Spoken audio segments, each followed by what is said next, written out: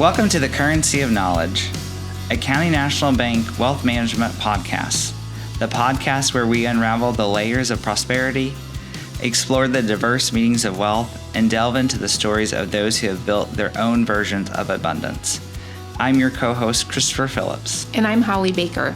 Join us on this insightful journey as we redefine wealth beyond the balance sheets and uncover the true riches that life has to offer. Let's explore the essence of wealth in all its forms. Welcome to Currency of Knowledge. This will be our ongoing podcast.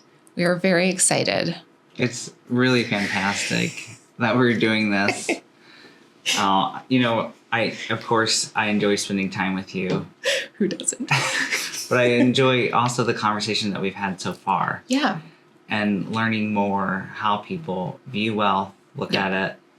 And it's been, I think, really insightful. Yeah. It's an intriguing question. What is wealth? Because I think most people might initially think of the one and only thing, but the responses that we've gotten have been quite impressive. It's really a question of values, honestly.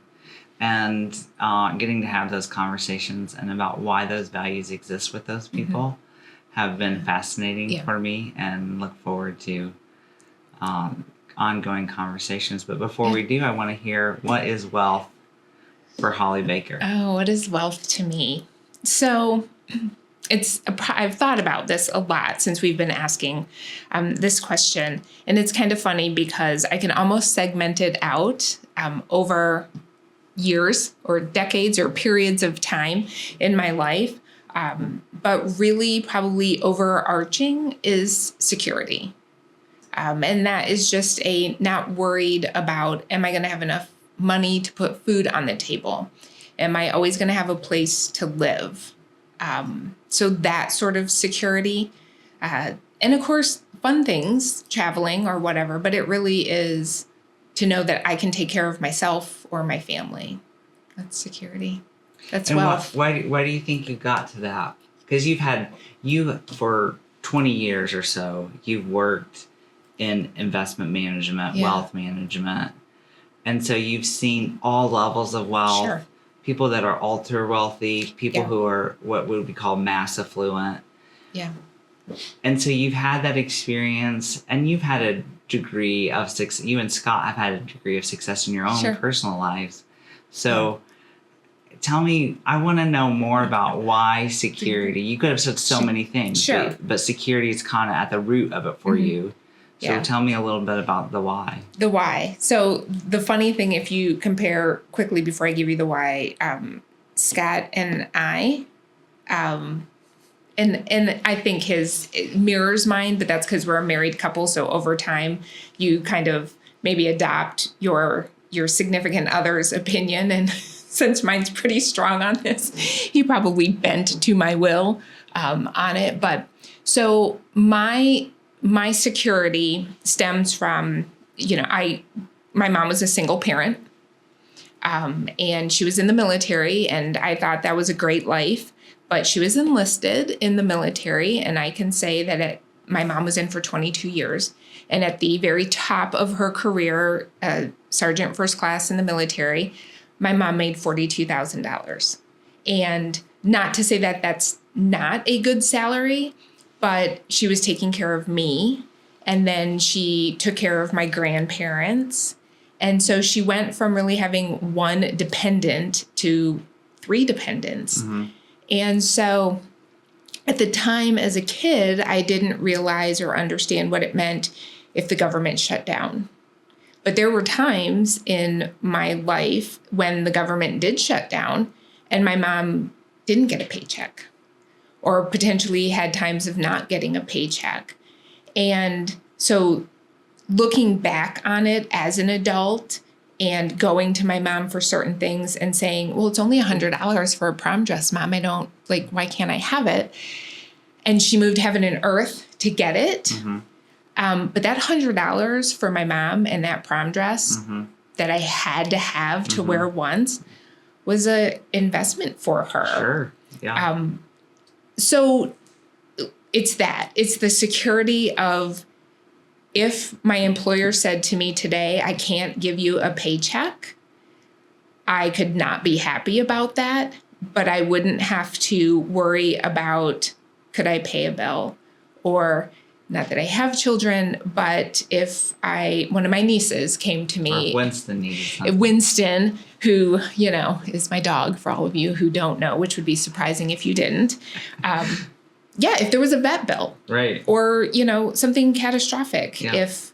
If my husband couldn't work, I could take care of everything. I think it's a great definition, and I do think that so much of our experiences drive our relationship with money and the way that we show up personally with money and how we help our clients show up with money. And so I think that's important that we kind of take a step back and look at it from a 30,000 step view and say, this is why we have this feeling about something. Yeah. So I appreciate you sharing that, and I think it's terrific. And I am looking forward. I know that we've talked about having your mother on the podcast, and I can imagine what her definition will be. Oh boy. And I look forward to having that conversation with her. I don't know if you're going to be on that episode or not. I am not. So it may be just me and her, but yes, I will. I can't wait to have it, because I know that her definition of wealth will have something to do with this beautiful child that she had called Holleigh Baker. Yeah. So. I don't know if she only had one, because I was like perfection or devil in the end. But Fantastic.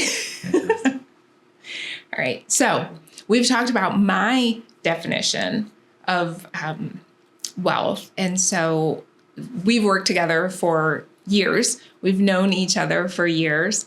And so what would your definition be? Well, for me, I think it's really flexibility.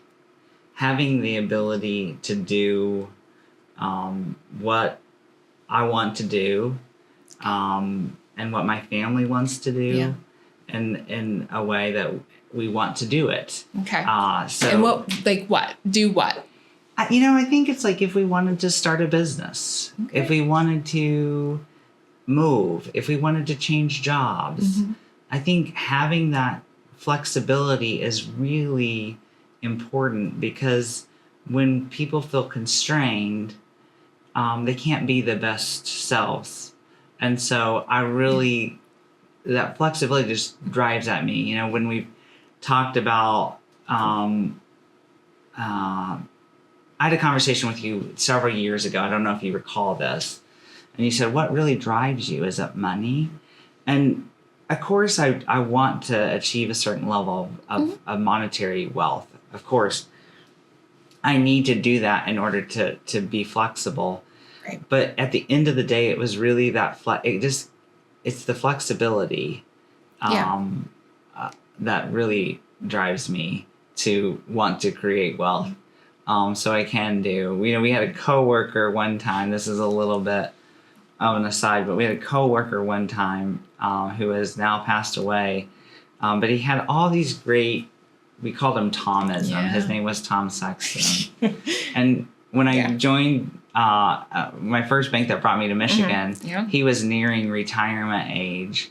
And I said, when are you going to retire? And he said, when the meter gets half past whatever number he had put on it. And I really was like, it resonated with me stronger than what he intended. But that flexibility is what he was really talking about. Yeah. And he had it at that point. And when he was tired and wanted to be done, he was going to retire. And so I like that kind of concept.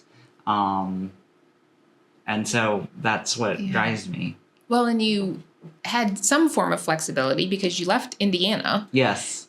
Brought your whole family here to Michigan to an organization that you didn't know. Yeah. Had you been to Michigan before? Yeah, I've been to Michigan. I never dreamed of living here. And that was in 2007. And, you were part of that process that brought me here. And really, you and Scott, honestly, are key components of why Aaron and I are here. So we thank you for that. Run you off. No, it was fantastic. Fantastic. And then I followed you. Yeah, yeah. So flexibility. Flexibility, exactly. And it's, I think it's important for all of us, and I think it's part of everyone's definition. As we've talked with people, we've kind of tried to, in our minds, I don't know that we've done this on paper yet, but classify the definitions into kind of big blocks. Yes. And I think flexibility's been one of those blocks. Yep. Security Freedom has been one of those blocks. Yeah. So, but anyways, I think this conversation is really, again, I think a values-based conversation. Yes. And so, I guess to go back to the flexibility, what I guess I'm saying is that I value autonomy maybe over $1. So I don't know that that's always the case, but it certainly is as I define it today. So what's interesting about that is one of our guests, when she was talking about wealth, so we'll, hear all of these others, she did make a very kind of profound statement, I thought. She was talking about a vacation, very nice vacation. And her thought was, but everybody sitting around this table has money. Yeah.